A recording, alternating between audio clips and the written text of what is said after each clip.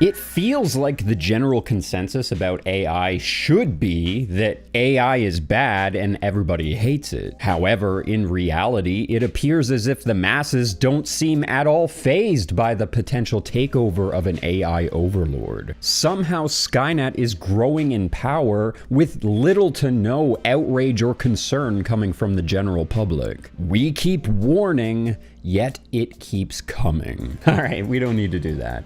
But you've seen it. There's endless information out there about the companies building giant AI data centers, those neighborhoods that were leveled, the families that were bought out and relocated so that they could build giant facilities, the power plants being built and refurbished to supply these data centers, like 3 Mile Island, along with all the other crazy AI initiatives that are being advertised and implemented. AI is out of control, though the market doesn't seem to trust it yet and values keep fluctuating. And the general public is not even asking for AI. The corporations that are producing this technology are steamrolling us with it anyways. But those companies don't really do much to advertise AI other than a handful of announcements. It's not like a ton of companies are running advertisements for genuine AI tools.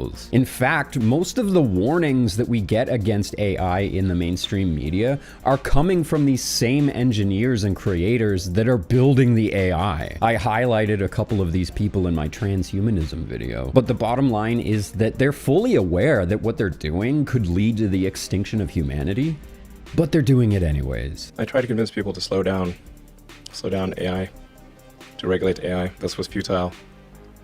I tried for years. This seems like a scene in a movie where the robots are going to take over and you're freaking me out. Nobody listened. Nobody listened. No one. It's an extremely insincere attempt for the engineers of AI to appear as if they care about people and that they're self-aware about the dangers of AI, when in reality they know that AI could doom us, which is the entire motivation behind their wanting to implement it in the first place. That's what they want. But when it comes to positive promotions of AI, we're actually getting most of our information from pop culture influencers as well as entertainment and news media. AI is still in its novelty phase. It hasn't meaningfully taken over anything in a big way yet. So we have media influencers and pop culture icons propagandizing to us about AI as if it's a novelty. And that's how most people are being soft-led into adopting AI for themselves and accepting it as an inevitability. Most of the promotion that we're getting is from celebrities and influencers.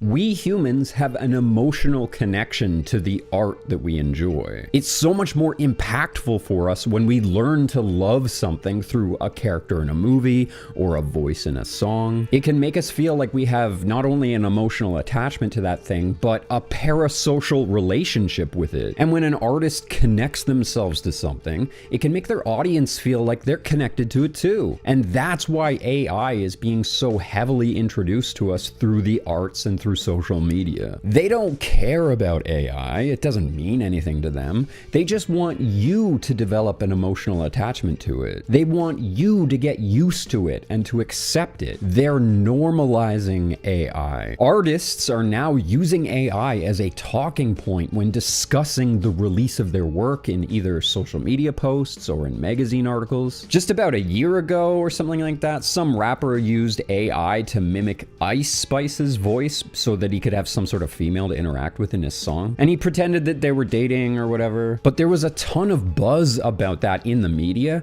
because Ice Spice pretended to get all riled up about it. Supposedly he didn't ask permission to do it. But in her response, Ice Spice said that she still liked the song and is gonna let him get away with it because it's fire. All that fake rivalry and drama around the release of that song had nothing to do with the relationship between those rappers. It was an orchestrated event that was designed to get people talking about AI.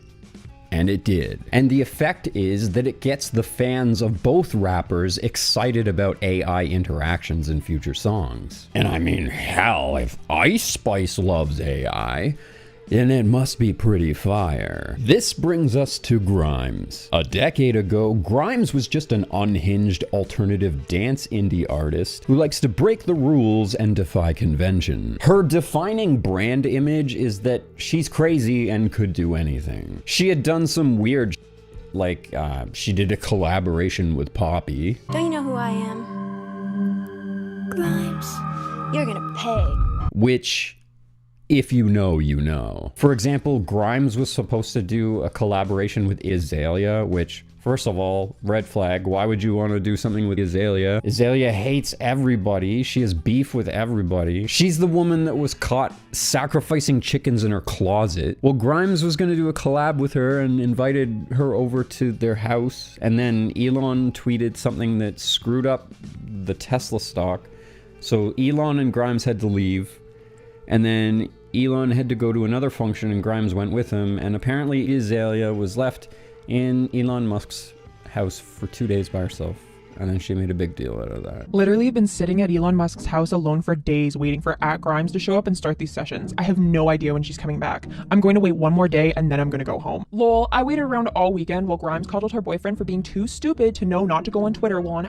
Then she had the nerve to go ghost and book me a first-class flight through Rock Nation as if she's big enough to send me out of LA. Oh, I don't know her. So how the did I get in your house? With all that security clearance you have in your house, you know who's coming in and out of your house. Don't try to play me. That whole thing was weird. And that could have all just been some fake drama so that they could screw with Tesla's stock and get away with it. I don't know. I mean, come to think of it, people spent a lot more time talking about these stupid reels and videos that they were making than they did talking about how Tesla almost tanked because Elon apparently got high on it.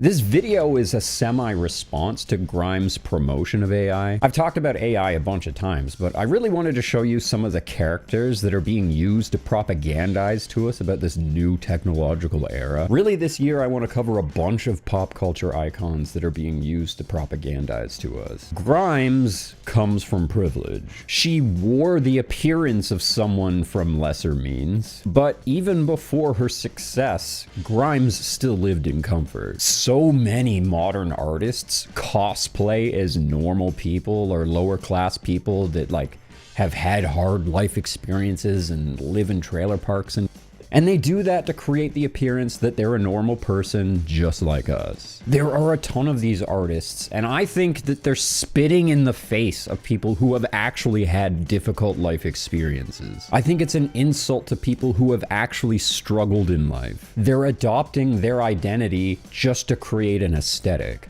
just to create a brand image. Using poverty as a fashion statement is horrendous, and it's insulting to our intelligence. Grimes comes from an established family. Her father used to be a banker and is currently working in the biotech industry, red flag, and her mother was a crown prosecutor and a prominent media commentator. My mom ran for office. I actually don't know what position she was running for. I probably should have paid more attention. I also didn't vote, which makes me feel like an ass, but yeah, she's a tough lady. Grimes has always been wealthy and privileged, and like almost every celebrity, Grimes has always had a connection to the entertainment industry. And her family is literally connected to biological technology. In a PBS interview, Grimes made it sound like she was just a normal person who would have never been able to get exposure for her music in the industry today, but thanks to technology, she was discovered. Which is super misleading when you know that she got her opportunities because of her family and not because she had unique talent. I mean, let's be real here. On the internet, there are thousands of struggling artists who are thousands of times better than the stuff that we're fed in the mainstream media. I don't really think most people are aware of just how elite the influencers are that promote things and propagandize to us. By pretending to be just like us,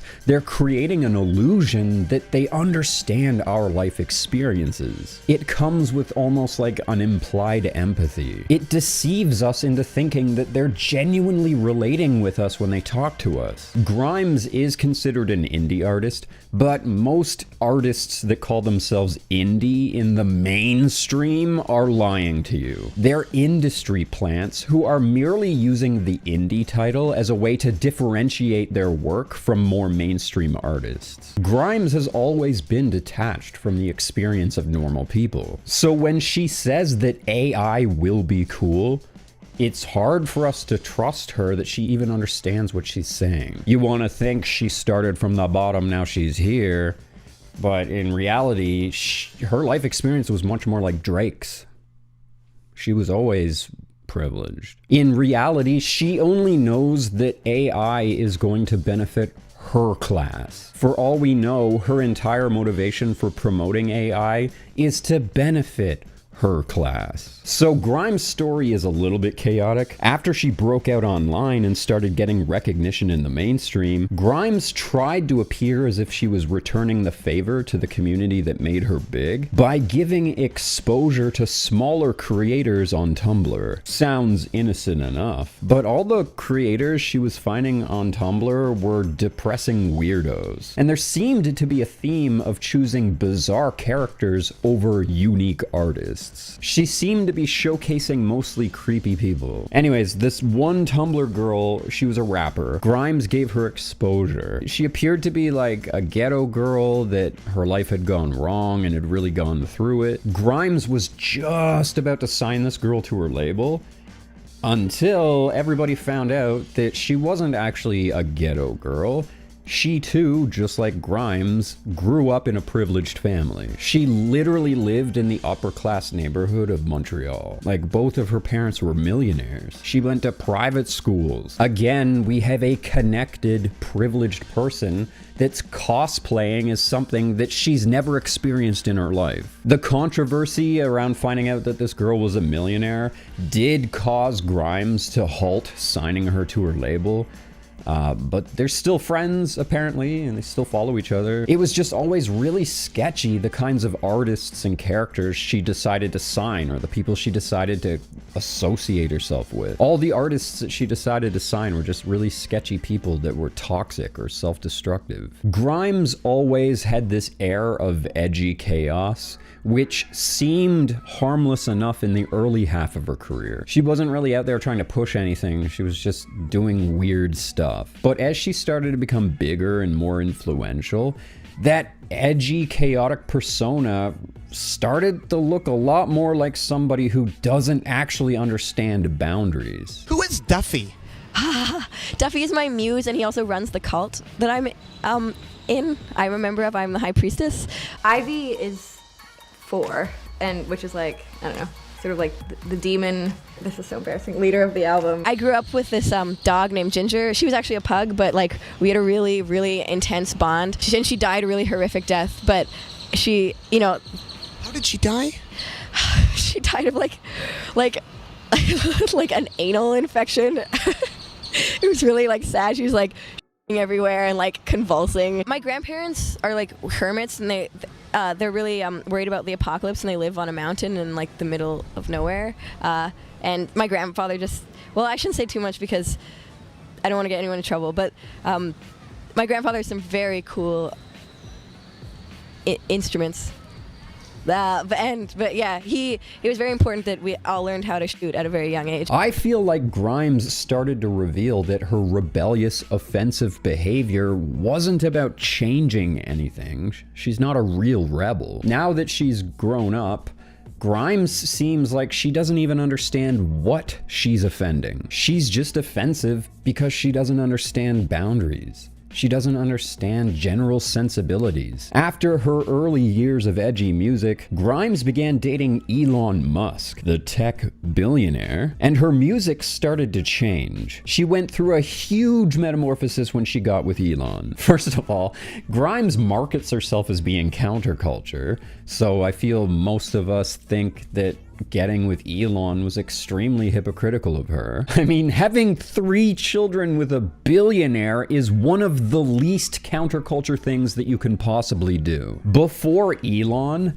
Grimes' albums were really just about wacky, trippy, fun stuff. It was like rave music, basically. But after hooking up with Elon, Grimes' music just all of a sudden became about AI. It's like all AI all the time. She has entire albums about AI AI now. Grimes has even released her own AI voice program that's designed to allow her fans and other artists to use her voice in their music. She says it's free, but she also wants 50% royalties from anybody who uses her voice in their songs, so take that how you will. So even though Grimes wants her tool to help open up doors for other artists, she still wants her cut. She even talks about AI a lot in interviews. I think this is a really important time.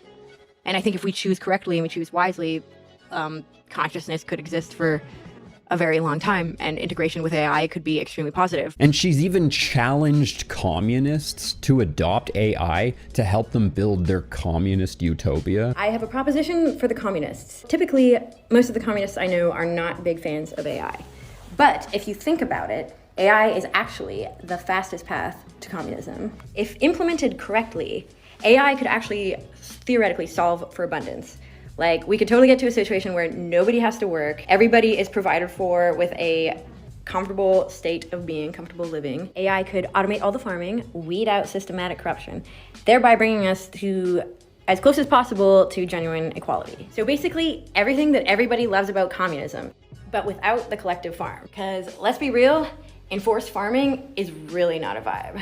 People mocked this video, quite rightly, because it's very insincere. Is really not a vibe. She's making this argument as a capitalist, by the way. And her promise that AI could build a communist utopia is hilarious, because where are they going to do that? In the United States? AI is being engineered by capitalists in a capitalist nation. There's no way that this proposal actually makes any sense. Grimes was only doing this to moral grandstand her pet technology. She's saying, in theory, my computer god... Oh... that was funny timing. Everyone should be questioning the people that are at the forefront of the promotion of AI. Humanity is in a crisis right now.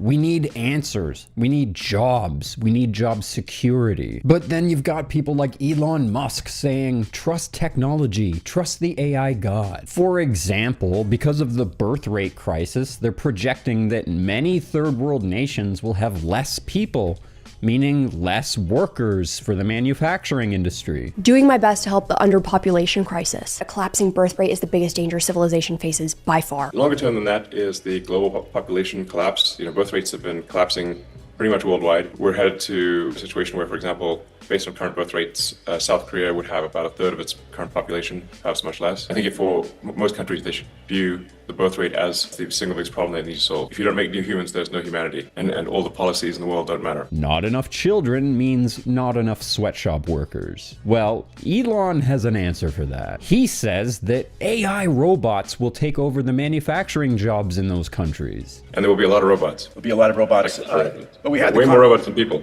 People are concerned about dwindling populations. AI and robots have potential to help support the GDP. I think by if you say like 2040, probably there are more humanoid robots than there are people. So anyway, 10 billion. Yeah. Yes. Which will somehow allow those nations to continue to operate like normal.